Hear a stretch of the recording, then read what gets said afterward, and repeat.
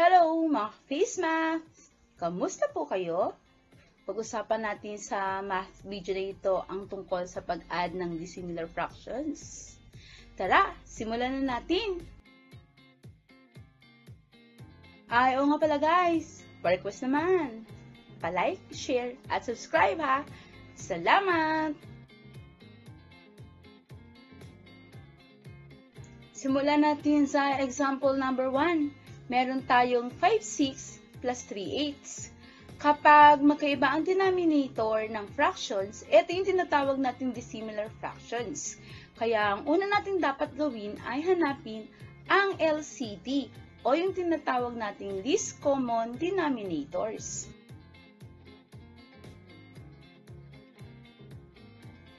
Dito sa example number 1 na 5/6 at 3/8, gagamit ako ng listing method para mahanap yung LCD. Ito yung method na isusulat natin ang multiples ng denominators o yung tinatawag nating skip counting. Simulan natin sa denominator 6. Isulat natin ang multiple ng 6. 6, ang sunod ay 12. Tapos sa 8, isulat natin ang unang multiple. 8, sunod ay 16. Hindi sila magkaparehas, kaya itutuloy natin ang pagsusulat ng multiples ng parehong denominator. So, 6, 12, ang sagot ay 18. Hindi pa rin parehas, kaya ituloy natin. 8, 16, ang sunod ay 24. Hindi pa rin parehas, kaya dugtungan natin yung 6. 6, 12, 18, 24. Ayun! Parehas na may 24 ang 6 at 8. Ibig sabihin, ang LCD ng 6 at 8 ay 24. O ang LCD ng fraction na 5/6 at 3/8 ay 24. 24 na ang gagamitin nating denominator. Isulat muna natin. Tapos, balikan natin yung multiples ng ating fraction. Sa 6, meron tayong 6, 12, 18, 24. Meron tayong 4 na multiples, kaya i-multiply natin ang 5 sa 4. 4 times 5, ang sagot ay 20. Isulat natin ang 20 sa unang fraction. Kaya ang 5/6 na fraction ay magiging 20/24 na. Bilangin din natin yung multiples ng 8. 8, 16, 24. May tatlong multiples, kaya i-multiply natin yung numerator na 3 sa 3. 3 times 3, ang sagot ay 9. Ang bagong fraction ng 3/8 ay 9/24. Pareho sila ng denominator, kaya pwede na tayong mag-add. 20/24 plus 9/24, ang sagot ay 29/24. Pansinin na mas mataas yung 29 sa 24. Ang tawag dito ay improper fraction. Kapag ganito ang ating sagot, kailangan nating isulat ang simplest form ng fraction. Para ma-simplify, i-divide natin ang 29 sa 24. 29 divided by 24, ang sagot ay 1. Tapos, 1 times 24, 24. I-subtract natin. 29 minus 24, ang sagot ay 5. Ang number 1, ang magiging whole number. Tapos, yung remainder na 5, ang magiging numerator. At syempre, 24 ang denominator. Kaya, 5/6 plus 3/8, ang sagot ay 29/24 or 1 and 5/24. Nasundan ba mga ka-Face Math? Punta naman tayo sa example number 2. Meron tayong 3/4 plus 2/3. Katulad ng example 1, ang unang step na dapat gawin ay hanapin ang least common denominator o yung LCD. Dahil mababa lang ang fractions, maaari natin gamitin ang cross multiplication dito. Hanapin na natin ang LCD ng 3/4 at 2/3. Una, I-multiply natin ang kanilang denominator. 4 times 3, ang sagot ay 12. Ibig sabihin, ang LCD natin ay 12. Tapos, isusulat ko ulit yung fraction na 3/4 times 2/3. Kasi, magmumultiply tayo, kaya yung plus, ginawa ko munang times. Sulat ko muna ulit yung 12 na denominator para hindi nakakalito. Sunod na step, i-multiply natin yung 3 na numerator at denominator na 3. 3 times 3, ang sagot ay 9.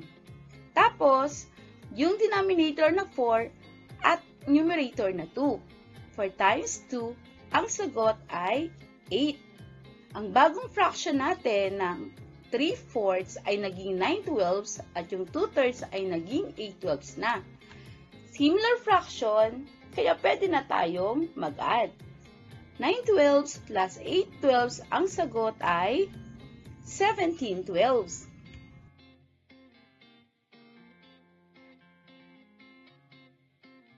Improper fraction ulit ang 17/12, kaya kailangan nating i-simplify. Ang simplify ng 17/12 ay 1 and 5/12. 3/4 plus 2/3, ang sagot ay 1 and 5/12.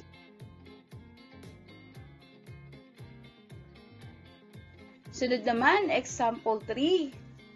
Meron akong 1/4 plus 2/3 plus 5/6.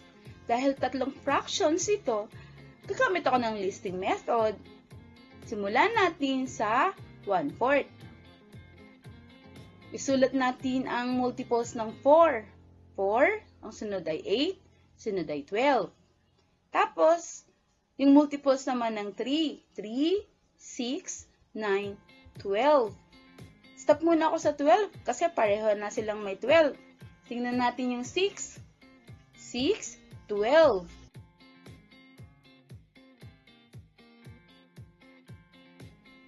Ang ating tatlong fraction ay pare-parehong may 12. Kaya ang ating LCD ay 12. Tapos, gawin nating similar fractions ang ating 1/4, 2/3, at 5/6. Bilangin natin ang multiples ng 4. 4, 8, 12, meron tayong tatlo. Kaya i-multiply natin sa numerator na 1. 3 times 1, ang sagot ay 3. Kaya ang bago nating fraction ay 3/12. Tapos, bilangin natin ang multiples ng 3. 3, 6, 9, 12. 4. I-multiply natin ang 4 sa 2. 4 times 2, ang sagot ay 8. Kaya ang bago nating fraction ay 8/12. Sa 6 naman, meron tayong 6, 12. Dalawa. I-multiply natin ang 5 sa 2. 2 times 5, ang sagot ay 10. Kaya ang fraction natin ay 10/12. Kapag ini-add, ang sagot ay 21/12.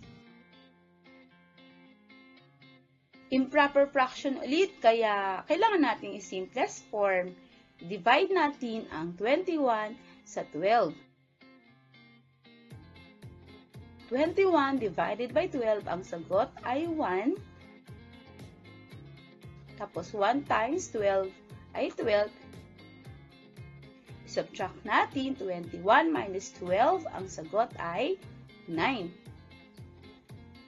Gamitin natin ng 1 na whole number, 9 ang numerator, at 12, syempre denominator. Kaya ang bago nating fraction ay 1 and 9/12. Pero ang 9/12 pwede pa ulit i-lowest terms. Kaya magiging final na sagot ay 1 and 3/4. Ang 9 at 12 parehong pwedeng i-divide sa 3.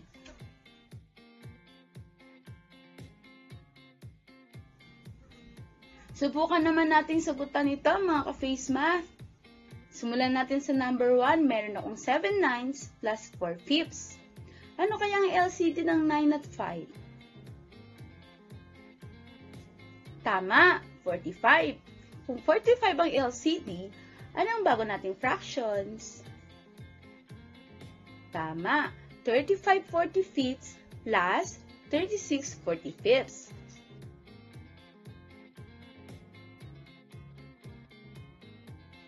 Ang magiging sagot ay 71/45.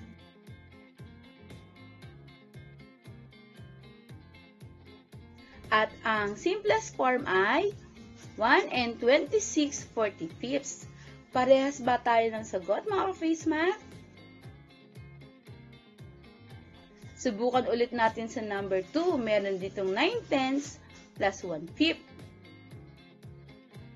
Ano ang bagong fraction nyo? Tama, 9/10 plus 2/10. Ang sagot ay 11/10. Ano ang simplest form? Tama, 1 1/10. Number 3, meron ditong 3/7 plus 3/4 plus 11/14. Ano LCD nyo, mga face math? Tama, 28. Ano sagot nyo?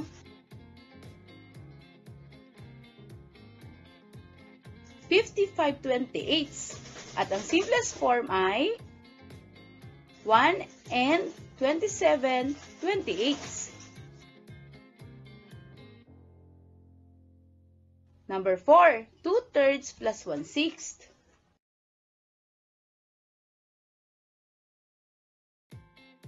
Ano sa palagay niyo ang LCD?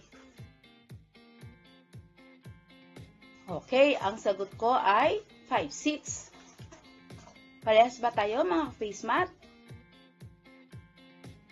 At number 5, 8 1/4 plus 2 4/9.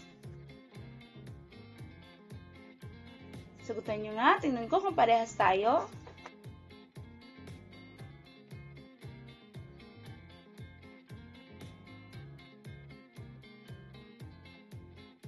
Okay, ang sagot ay 10 25/36.